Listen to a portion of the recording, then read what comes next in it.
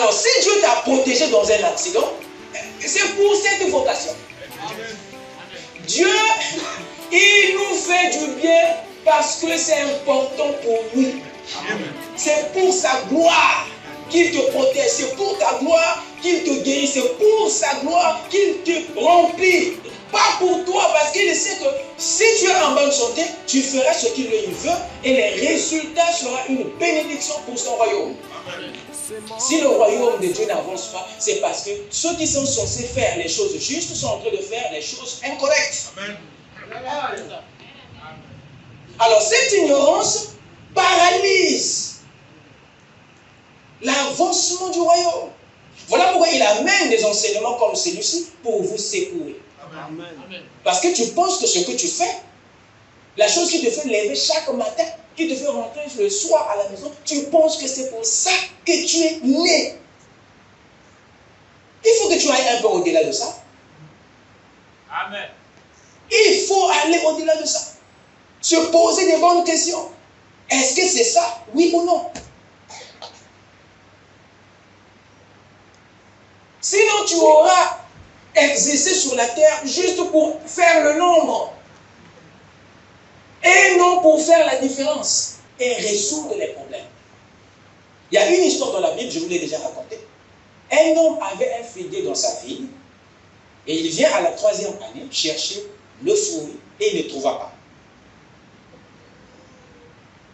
Mais pourtant l'arbre avait donné des feuilles. Pourtant l'arbre avait donné des grosses branches.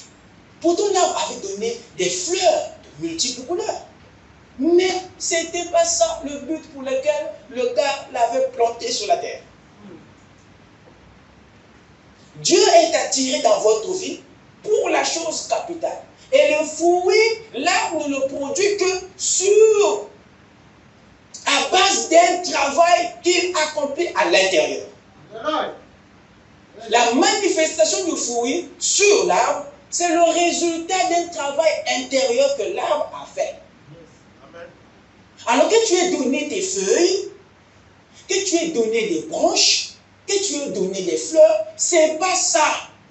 Et ce gars pouvait dire, ok, comme j'ai donné suffisamment de fleurs, le maître à son arrivée sera content. Mais il était surpris de voir le maître en courroux, fâché.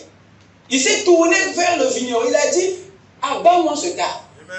Parce que ça fait 3 années que je viens, il ne me donne pas ce pour lequel je l'avais planté. Il ne le fait pas. Il dit, il occupe l'espace inutilement. Voyez? Il faut se poser la question, si Dieu ne se répond pas d'entendeur de t'avoir créé. Amen. Alors si tu es sur la terre pour faire le nombre, Dieu est désolé. Pour lui, tu occupes l'espace pour rien. Et c'est très dangereux. Être membre d'une église, venir s'asseoir et ne rien connaître au sujet de sa vocation. Amen. Dieu ne t'a pas créé pour exister. Dieu t'a créé pour résoudre un problème. Amen. Et faire la différence. Le salut et le bien-être de ta génération dépend aussi de ce que tu es censé contribuer sur la terre. Notre collier à nous se trouve chez toi. Alors si tu ne le déballes pas, tu vas aller avec ça dans la tombe.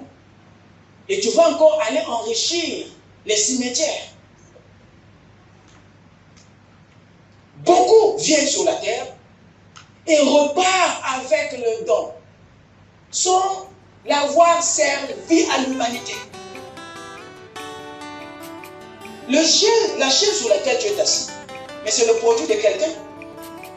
À l'instant nous parlons, peut-être il est déjà dans la tombe, mais il a réglé un problème. Toi tu t'assois aujourd'hui correctement parce qu'il y a quelqu'un qui a réglé ce problème.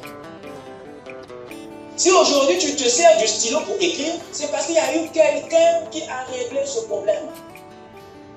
Maintenant toi tu es né pour résoudre quoi? Et ne me dis pas que tu n'as rien à résoudre. Non, faux. Amen. Tu as un problème que tu es appelé à résoudre et il faut le trouver. Amen.